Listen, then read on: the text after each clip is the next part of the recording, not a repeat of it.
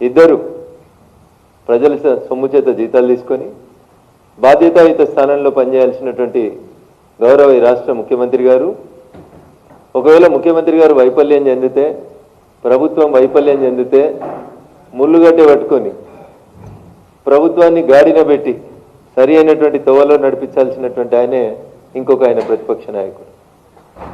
దాదాపు అన్ని దినపత్రికలలో పొద్దుగా లేచి ఇద్దరు కలిసి తెలంగాణ రాష్ట్రాన్ని అభివృద్ధి చేసేందుకు, తెలంగాణ రాష్ట్ర ముఖ చిత్రాన్ని మార్చేందుకు ఏమేమి హామీలు ఇచ్చిరో చూద్దామని పొద్దుగా లేచి పేపర్లు చదివినండి. 3 గంటలు చదివాను అన్ని పేపర్లు, తెలుగు, హిందీ, ఇంగ్లీష్, ఉర్దూ అన్ని చదువుకొని వచ్చి.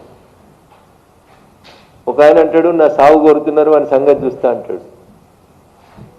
ఇంకొక ఆయన అంటాడు వాళ్ళకి ప్రతిపక్ష హోదా రాకుండా చేస్తా నేను, లేకపోతే నా పేరు మార్చుకుంటా అంటాడు.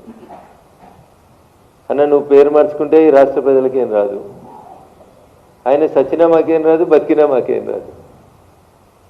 ఆయన ఫామ్ హౌస్ కాడికి రైతులు వచ్చి ఆత్మహత్యలు చేసుకుంటే పైసలు ఇవ్వక 10 ఏళ్ళు పాలించిన ఆయన ఊర్ల పేర్లతో సహా చెప్పినాం. దౌలతాబాద్ దుబ్బాక నియోజకవర్గం వాళ్ళు, గజ్వేల్ నియోజకవర్గానికి సంబంధించిన రైతన్నలు కేసీఆర్ గారు ముఖ్యమంత్రి ఉన్నప్పుడు ఫామ్ హౌస్ దగ్గరికి వచ్చి కూతవేడు దూరంలో ఆత్మహత్యలు చేసుకుంటే ఈ రోజు దాకా రైతన్నలకి నష్టపరిహారం ఇవ్వలేదు ఆయన.